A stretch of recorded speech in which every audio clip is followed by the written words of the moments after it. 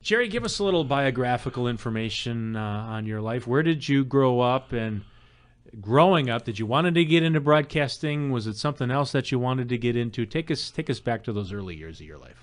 Born in Milwaukee, actually, and raised in Milwaukee, and went to UWM in Milwaukee, which was convenient because it was only about a mile from where I grew up in Milwaukee.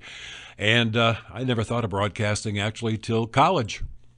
My first year in college was in pre-med, believe it or not. Wow. After the first year, I realized my bedside manner would be great, but I'd be a lousy doctor. So I changed majors, and that's when I ended up in communications and public relations, basically. And that's what I finished school with. And then where do you go from there? After college, where are you working? Where are you living? Well, my first radio job, thinking back, was in, you ready for this? 1968. You weren't even thought of. I was not a thought for another 11 years. It was at WZMF in Menominee Falls, and the format back then was called Middle of the Road, and that's a historical format, no longer around, but that was kind of what the big people listened to. I mean, there were not that many formats back then. You had rock and roll, you had a few classical stations, you had country stations, and you had a few soul music stations in the bigger markets, and middle of the road. And that's basically what it was. Tony Bennett, Frank Sinatra, that genre. And then I was there for a couple of years. That was part-time. I was still in school. And most of my radio career has been part-time. I guess I realized early on I wasn't going to make my $1 million in radio. I also have realized since that I haven't made my $1 million in anything else I've done. But I knew it wasn't going to be in radio. So most of my career, going back these, 54 years, has been part-time. The only time it was full-time was actually here at KFIZ for a dozen years. But from WZMF, I ended up, next gig was in Racine at WRAC, another middle-of-the-road station. There was a trend going. And then my real job eventually had me transferred up here. And I started at KFIZ the first time I'm trying to remember, I think it was like either 74 or 75. And that was in the building we're in now on Cotton and Main. That's where we were then. It looked a little different. But I worked there. Joe Gazer hired me, and I basically filled in for him on weekends.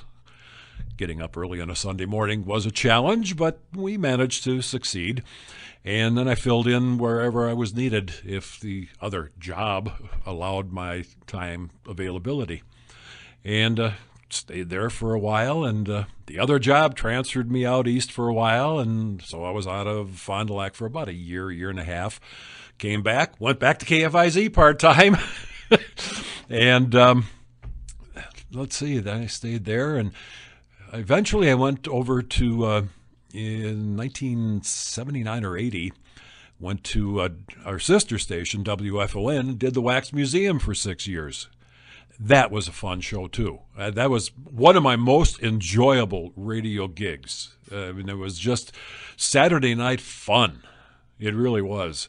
And we had a lot of listeners and a lot of phone calls. I'd bring my wife in to take calls, or one of my daughters, because I couldn't. There were 2-minute songs. I had to plan ahead. I didn't have time to take calls, but we did a lot of requests. And I still don't like Chapel of Love, because I think every 13-year-old in the city called in a request for Chapel of Love for their boyfriend or girlfriend. I still can't listen to that song. But did that, and then we left town again for about a year and a half, went to the Southwest, And when we were in Tucson, I worked at KCUB, KCUB, which was a country music station, old country, classic country. Their sister station was current country, and did that while I was out there. Came back here, and voila, I started again part-time at KFIZ. And eventually did the Breakfast Club from, what was it? It would be 80, what would it be? I don't know, in the 80s until about 96, 88 to 90, 84 to 96. I did it for 12 years. I think it was about 96. And actually, I started in 96 and went to 2008. That's what it was, 96 to 2008. And then the recession hit in 2008, and unfortunately, the station was hit by it, and several of us, our positions were either diminished or eliminated. And then I was out of radio for a little while, and then they asked me if I wanted to do Saturday mornings. Well, I was back again at KFIZ. It's a good thing I could spell that four-letter word. So I did Saturday mornings for a while, and 2 years ago, they asked me if they went a little changing with the schedule and asked me if I wanted to do the couple hours in the morning again, and it fit into my schedule with my other job, and I said, hey, why not? I enjoyed it. So here I am, still doing which is now the early show, because we wanted to do something a little bit different from what was originally the Breakfast Club. So there it is, the history in a nutshell. See ya. No, you're not getting away just quite yet, although I appreciate that excellent biographical information. Those years, the Breakfast Club, some memories from that. What did you really enjoy about being the host of that show, and how popular was that in the community? I think that it was pretty well listened to, and the best part was the interaction with people.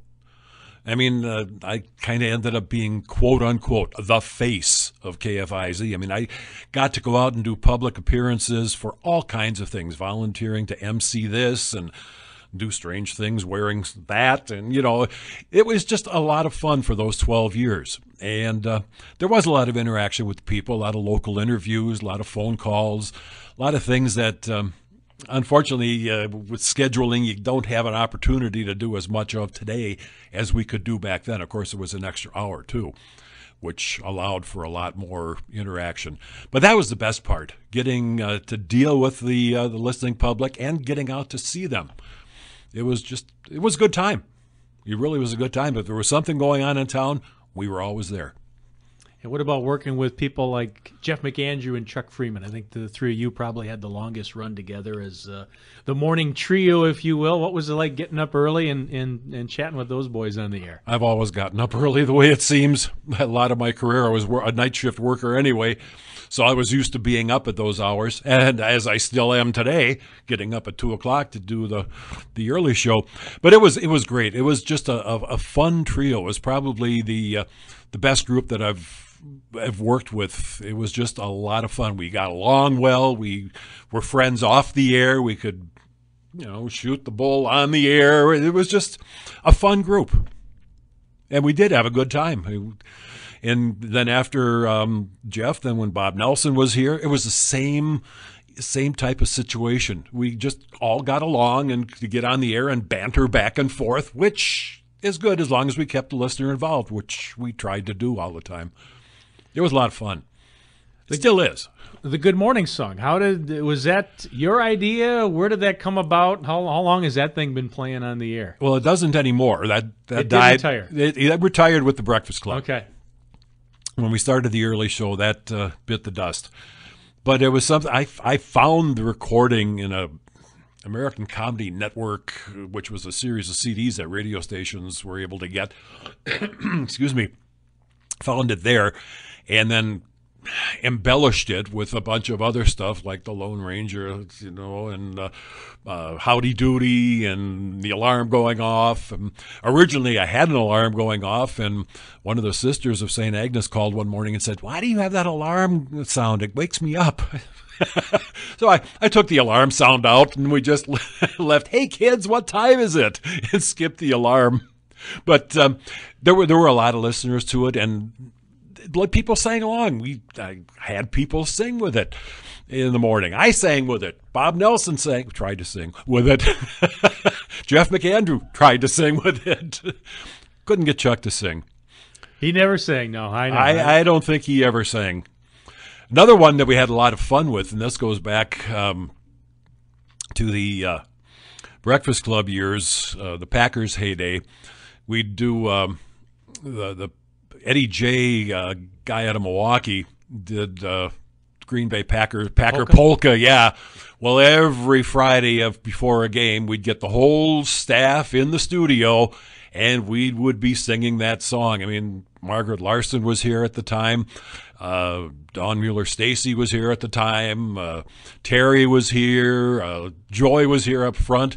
We just got everybody in the studio, so there were about 15 of us, and we all faithfully sang that Packer polka before a Packer game. Don't know if it ever helped them. Apparently, they had winning seasons.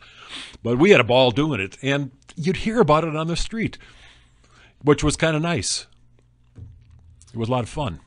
What about the auction for the arts? What memories do you have for that? And boy, that was just that was a blast. Great partnership with the station and that organization. Yeah, that was always a lot of fun. I mean, it was a lot of work on the part of a lot of people to pull it off, to come up with things to auction off, but it just was a fun event. I mean, we took turns, all the on-air people took turns, and we just really promoted getting those bids up. And it was kind of a little contest amongst ourselves who got the biggest board.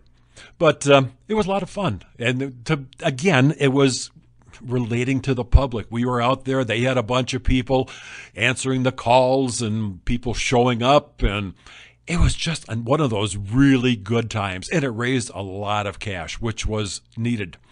And we felt really good about it. When you look back, you think about 100 years, KFIZ, what an incredible legacy in this community. Oh, absolutely. I mean, there aren't very many radio stations in this country that can claim a 100th anniversary. And it's got to be very pride-inducing to anybody here or who has been here, yourself included, to be part of the legacy of a century-old radio station. We were the first commercial radio station in the state of Wisconsin. I think the only other one ahead of us was the public radio out of Madison. I think that was the only other station that started before us, and that was public radio. So KFIZ, there aren't many Ks on this side of the Mississippi River. I think there's 3. KDKA is the other one I can think of, and I know there's one more, but I can't remember who it is. But we got to keep the K, because we were named prior to the change of W and K at the Mississippi River. But a lot of people have always asked over the years, how come you are a K and not a W? Well, it's an age factor. Sometimes I feel like I was here for the K. I got grandfathered in. Yeah. But, working with the people that I got to work with here, yourself included, it's always been fun. It's been a fun place to work, and you really didn't consider it going to work because you were having fun. I've always had fun on the air, and I think anybody who's been on the air here can say the same thing. It's just we got along, like I mentioned earlier, and I think that showed to the listener.